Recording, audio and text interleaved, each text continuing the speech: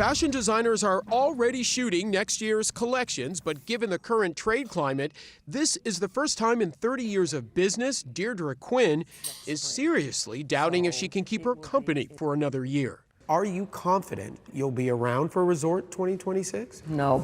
Quinn is co-founder and CEO of Lafayette 148, a luxury label that has become a fixture in the fashion industry, worn by the likes of Julia Roberts, Viola Davis, the former Speaker of the House, and the First Lady. It's a brand now struggling. Despite the rollback on Chinese tariffs, Lafayette 148 is straining under the tariffs still in place. So what do you do? What is your strategy then going forward? Well, at the moment, it's to speak out. So far, Quinn has paid some $2.8 million in tariffs this year, paying 30%, while certainly better than the 145% that was previously in place, still means she needs to pay an additional $2.3 million over the next 90 days. You know, we're in a tough position right now. Tough because if she were to pass on the current total tariff cost to her customers, a blouse from her collection, currently costing about $600, would be more than $700. It's a shift the entire industry is feeling. The U.S. receives 97% of its clothing and shoes from other countries, primarily China and Vietnam. In Quinn's case, 95% of her products are made in China. Right now, she stays afloat by shipping only what has already sold, without passing the total cost on to her customers. Meanwhile, most of her inventory is still sitting in China. I can't afford to have my entire cash flow go to the tariffs, and that's what's happening. Independent jewelry designer Presley Oldham is doing what President Trump has been advocating for. His product is made in the United States. They're a really beautiful color.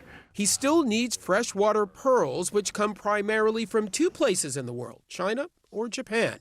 At a recent show, he says retailers from Canada and Mexico who wanted to avoid tariffs refused to buy because he's a U.S.-based designer. How much revenue do you think you've lost so far? Easily upwards of $40,000. As an entrepreneur, I'm really searching for this sort of ground to stand on right now, and I don't know what that looks like. Repercussions already being felt on the sales floor at Lafayette 148's boutique in Soho. Our clients are walking in and asking if we're okay. What do you tell them? You're looking for a ray of hope that this is all just a bad dream and it's going to go away. The real worry is if the tariff nightmare doesn't go away in short order, Deirdre Quinn says her life's work and all she has built may soon be gone. How long do you think, realistically, you can keep doing this? No, I won't make it to Labor Day. Won't make it to Labor Day. Thanks so much to Jason Carroll for that report. That, of course, is just a few months away. Paul Hickey and Peter Tuchman are out front. Paul, okay, what I find so powerful about that is extremely high-end brand, obviously. So you see something $600 goes to, what, north of $700 with 30% tariff. But this is after Trump slashed. So it went from 145% to 30%. Everyone goes, phew, market goes, phew. But now the reality of that 30% is still devastating. It's still very high, especially for smaller businesses where they may not be able to eat some of the costs or some of the impact of the tariffs. I mean, the tariffs weren't zero before Trump came in. Right. So it's not quite 0 to 30%, but it is, you know, in the clothing business where margins can be so thin as it is, any, you know, increase is going to be impactful, and especially in an economy that's been showing signs of slowdown, it's very difficult on the businesses impacted. There's no denying that. No, look, I think we were focusing for the last couple of days. We've been talking about GM and Ford and the problems with guidance and about how difficult they're not clear about what they're going to do about tariffs. And they said they're going to have to raise prices for cars. But we started this whole thing when we came on here the first time a few weeks ago when we talked about the stuffed animals. And small business is going to be the biggest one to suffer here.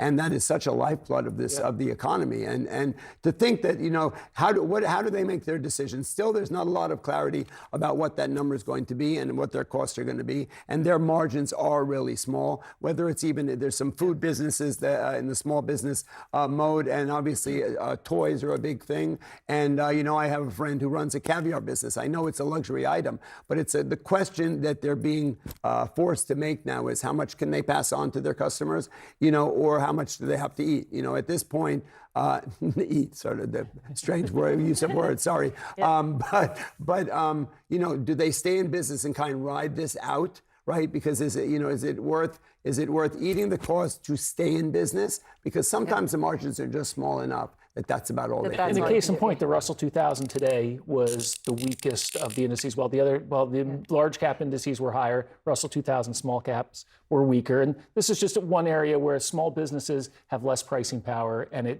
so it's more impactful. Right. And you can see that, and obviously, but you know, you looked at this market reaction. We're saying the market reaction is as if none of this ever happened, as if we went from 145 back to the way it was before, which is not the case. But that is what the market reaction is. So, Paul, this is your whiteboard here tonight. So the S&P coming into the decline was 15%. I mean, that was epic. It was down 15%. We were down over 15%. So now I'm just going to go ahead and put a line. We're back to even, right? You have erased that.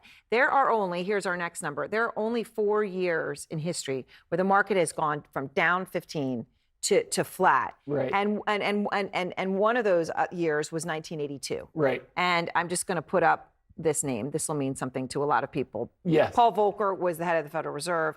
Interest rates at the time were 13%.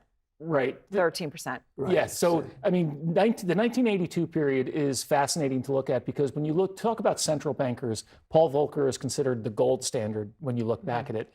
Back at the time, he was criticized from all angles for what he was doing. Carter, as he was president, called his policy, and Carter appointed him, called his policies ill-advised. Ted Kennedy was calling for an end of the autonomy of the Fed. There was even someone arrested at Capitol Hill with a gun because he was trying to take members of the FOMC hostage because rates were so high. So it was a crazy time. So maybe you're making us feel better about Trump just saying that we should be getting rid of power. But can you imagine if social media was around then, how crazy it would have been? But getting back to these years. So the years, 1982 is one of them. We had 1970, 2009, and 2020. All years where we had some major problems going on in the economy. COVID being the 2020. Exactly, financial crisis.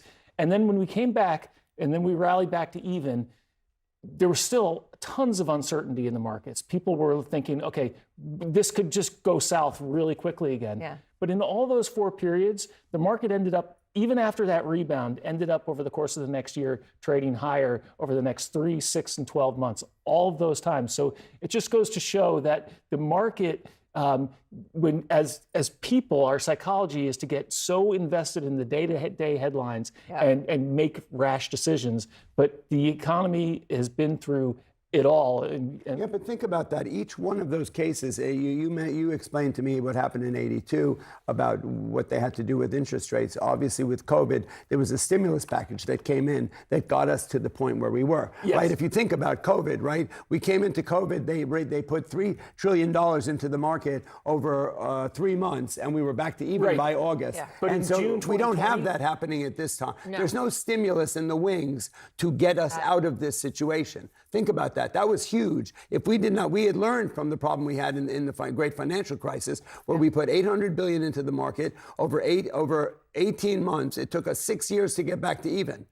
COVID, we put $3 trillion into the market over 3 months. We were back to even in 5 months. We don't have a stimulus package looming here to get us out of this. So right now we're at the crossroads of where are we going to go here? Are we going to stay? Markets are on their highs here. They're acting well, but we just started this conversation with the reality that things are not perfect yet by any means. No, by no means are they perfect, but in June 2020, in May 2009, we weren't sitting here going, oh, there's a stimulus and the market's going to go up from here. There was still uncertainty in the markets at that time, even after the rebound. All right. Thank you both very much.